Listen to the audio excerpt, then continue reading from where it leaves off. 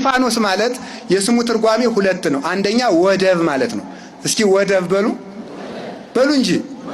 ወደብ ማለት ማይበል ሲንጓለል የቆየ መርከብ ዶ እርፍ የሚልበት ነው። ቅዱስ እስጢፋኖስም የክርክርን ወደብ፣ የምንፍቅናን ሁከት፣ የክርክርን ሁከት፣ የክህደትን ሁከት፣ የቅናትን ሁከት፣ የጠብን ሁከት በኢየሩሳሌም ጸጥ ያደረገ የሃይማኖት ወደብ ነው በእውነቱ ማለት ነው። ኢትዮጵያ ውስጥ ያለውን ሁከት ሁሉ ጸጥ ያደርግልን ቅዱስ እስጢፋኖስ። ስለዚህ ቅዱስ እስጢፋኖስ ወደብ ነው። ማን መረጠው? እግዚአብሔር ካረገ ምን ትላለህ? ወይ ሰው እንደ ሰው ያለ እኮ ትዕቢተኛ ያለው እንደ ሰው ያለ ትዕቢተኛ ያለው። እግዚአብሔር ፀሐይን ብርሃን አረጋል። እግዚአብሔር አቤት አንተ ብርሃን ነህ። እሺ አንተ ብርሃን ስለምትባል ፀሐይ አንተን ስም ወስዳለች። ብርሃን ልትባል አይገባትም ካለሳሱ ምን ትላለህ? ክርስቶስ መድኃኒታችን እሺ አንተ የህይወት ውሃ ነኝ ብላል። አዎ ስለዚህ የህይወት ውሃ ስለሆንክ ይህንን ውሃ ስምህን ቀምጧል ልትል ነው? ጅሉ አይባል። እሱ ከሰጠው ምን ጨነቀ አንተ? ዝም ብለህ አድነው። እግዚአብሔር ወደብ አደረገው። እስጢፋኖስ ማለት አክሊል፣ በግሪኩ ሲተረጎም እስጢፋኖስ ማለት የአበባ ዘውድ ማለት ነው፣ ሽልማት ማለት ነው። ቅዱስ እስጢፋኖስ ክርስቶስ ከተነሳ በኋላ የትንሣኤው ሽልማት አድርጎ የሰጣት የቤተ ክርስቲያን ልዩ ጌጧ ነው። ቅዱስ እስጢፋኖስ ልዩ ጌጧ፣ ልዩ ሽልማቷ። መስቀል አብርሃ በከዋክብት እንላለን አይደል?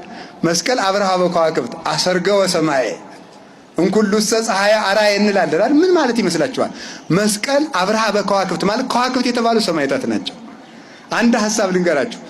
እግዚአብሔር ፀሐይ፣ ጨረቃን፣ ከዋክብትን የፈጠራቸው መቼ ነው? አይዟችሁ አቤት ረቡዕ ነው አይደል? አው ስሙ ዕለተ ረቡዕ ፀሐይ፣ ጨረቃ፣ ከዋክብትን ሲፈጥር የተናገረውን ቃል ልንገራችሁ። ለአብርሁ ብርሃናት ውስተ ጠፈረ ሰማይ።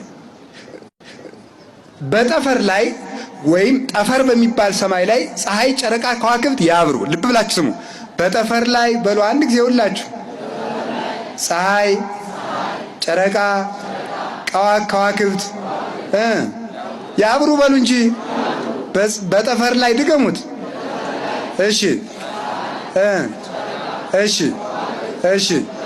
ድገሙት። በጠፈር ላይ እሺ ከዋክብት። አሁን ሊቃውንቱ ሲተረጉሙት ይላሉ ጠፈር የተባለ የክርስቲያኖች ልቡና ነው ይላሉ።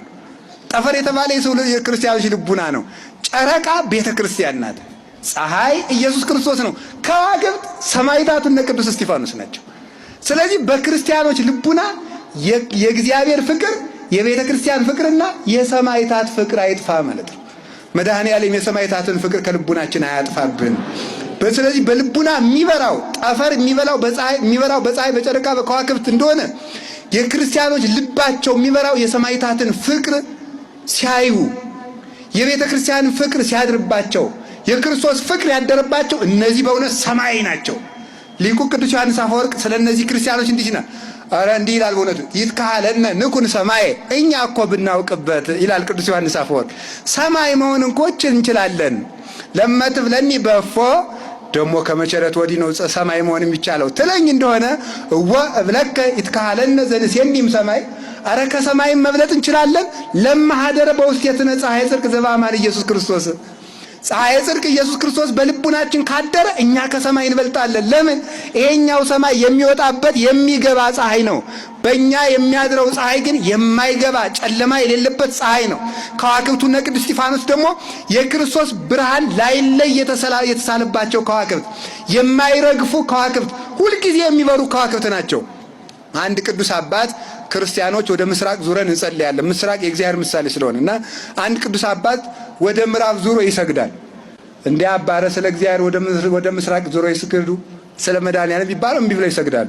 አረ በእግዚአብሔር ሰውዬ ሥርዓተ ቤተክርስቲያን አይጣሱ ዝም ብለው ወደ ምዕራብ ይሰግዳሉ።